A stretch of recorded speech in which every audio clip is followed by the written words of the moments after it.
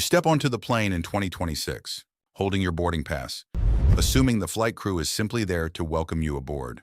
But within seconds of boarding, flight attendants are already making fast judgments about every passenger entering the cabin. They're watching for who seems prepared, who may need extra assistance, who could delay boarding, and who understands how modern air travel actually works.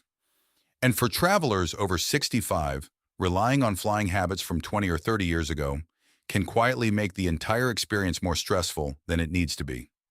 Air travel has changed. Cabins are tighter, boarding is faster, airline policies are stricter, and crews are managing more passengers with less time than ever before. Today, we're uncovering 8 things flight crews wish senior travelers knew before stepping onto a plane. Because once you understand the small behaviors that make flying smoother for both you and the crew, you can avoid unnecessary stress, move through the airport more confidently, and make every flight far more comfortable. If you want more travel tips like this, hit subscribe. 8. The call button. Penalty let us deconstruct the ultimate psychological trap. The call button. You press it for water, for a napkin, or to casually ask the landing time, assuming that is its purpose. It is not. The call button is a critical incident trigger designed exclusively for medical emergencies, hazardous spills, or immediate kinetic safety threats. When you deploy it for a routine consumable, you instantly place your seat number on a mental priority blacklist.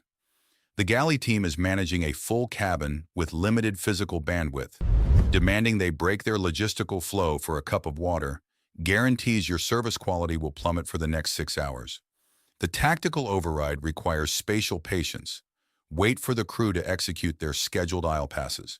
Make direct eye contact, raise your hand slightly, and deploy the magic phrase, "When you have a moment, could I get some water?" This signals operational empathy, and the crew will instantly prioritize your requests for the remainder of the flight. 7. The status weaponization failure. You achieved million-miler status, and you believe that plastic card demands immediate reverence from the crew. This is a severe psychological miscalculation. Your elite status is a mathematical relationship between your credit card and a corporate server. It holds zero emotional weight with the human beings operating the cabin.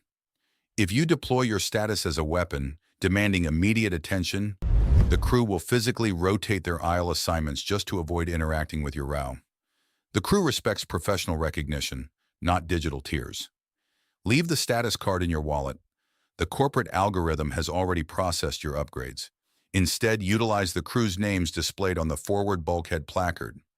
When a senior traveler treats the crew as highly trained safety operators rather than waitstaff, they quietly unlock unadvertised assets, extra hydration, advance notice of kinetic delays, and elite-level care. 6. The equipment disorientation trap. You have flown on Boeing 737s for 30 years. You assume the safety demonstration is a useless formality. This is a fatal spatial and biological error. In 2026, aircraft architectures are vastly different. If you are suddenly booked on an Airbus A321, the oxygen deployment angles, the vest extraction points, and the emergency spatial geometry are fundamentally altered. During severe clear air turbulence, your processing speed and spatial recall will degrade under the massive spike of cortisol. The passengers who ignore the briefing are the ones paralyzed in panic, unable to locate the primary exit vector. Your defense requires exactly 20 seconds of cognitive investment. Glance up, physically count the rows to your nearest forward and rear exits. Mentally map the oxygen drop point. Do not assume any spatial knowledge carries over from your last flight. 5.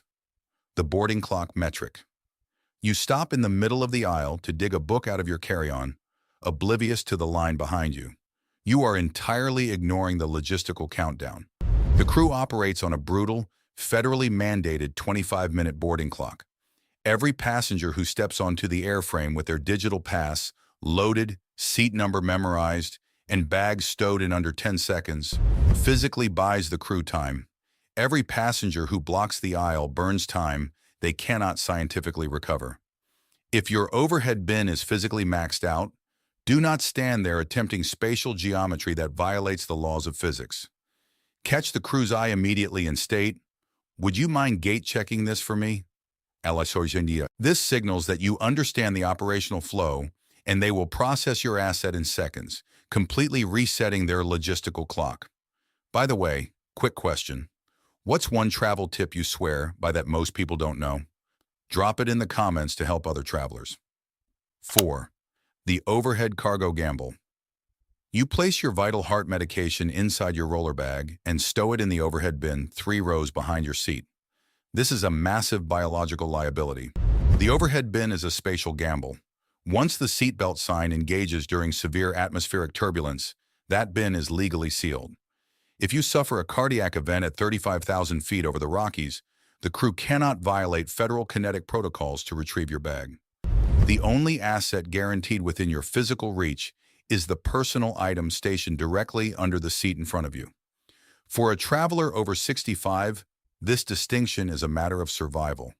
Your medication, your biometric monitors, and your critical documents must be packed in the personal item. Treat the overhead bin as inaccessible checked cargo for the duration of the flight. 3. The medical pre-call activation. You board the aircraft with a CPAP machine and liquid medication, assuming the crew will figure it out. This is a severe regulatory failure. Flight attendants are first aid certified. They are not authorized to evaluate medical hardware or adjust oxygen flows on the fly. If you present an unverified medical device at the boarding door, federal regulations force the crew to halt the boarding process, radio ground operations, and potentially delay the entire airframe. This entire logistical nightmare is neutralized by a single 5-minute phone call 48 hours prior to departure. Call the airline's special assistance desk. Deploy the phrase, "I am carrying a CPAP" as a medical device. This instantly exempts the machine from your carry-on allowance, logs it into the flight manifest, and triggers a systemic response that ensures your seamless transit. 2. The mobility disclosure window. You are recovering from a joint replacement, yet you attempt to navigate the steep, unventilated jet bridge without notifying the airline. You are triggering a massive liability protocol. Federal aviation law dictates that the crew cannot physically lift or carry a passenger. If your mobility degrades halfway down the aisle, the crew is forced to make a real-time assessment that can result in your immediate removal from the flight. The aviation system possesses a massive free infrastructure designed specifically for post-surgery and senior travelers, but it requires algorithmic activation 48 hours in advance. Call the airline and state, "I have a mobility impairment and require wheelchair assistance and pre-boarding." This requires zero medical documentation, costs nothing, and guarantees you bypass the entire kinetic bottleneck of the terminal. 1. The psychological reciprocity. Close. Finally, we arrive at the ultimate operational leverage. Out of 180 passengers, fewer than 30 will look the flight crew in the eye during deplaning. Most treat the galley as a sterile, invisible corridor. Listen to the psychological reality. The crew has endured 6 hours of atmospheric stress, relentless identical questions, and physical exhaustion.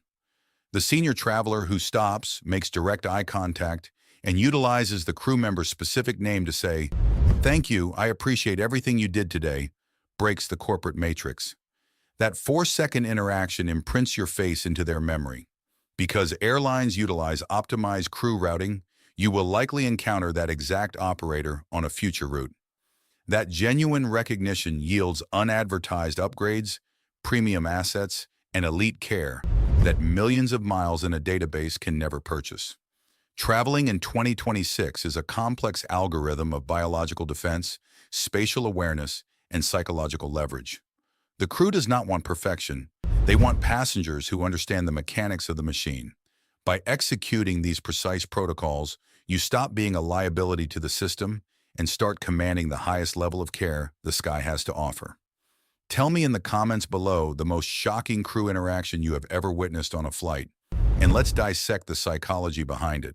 Hit that like button and subscribe to join our community of elite travelers. Safe travels. Fly smarter, not harder.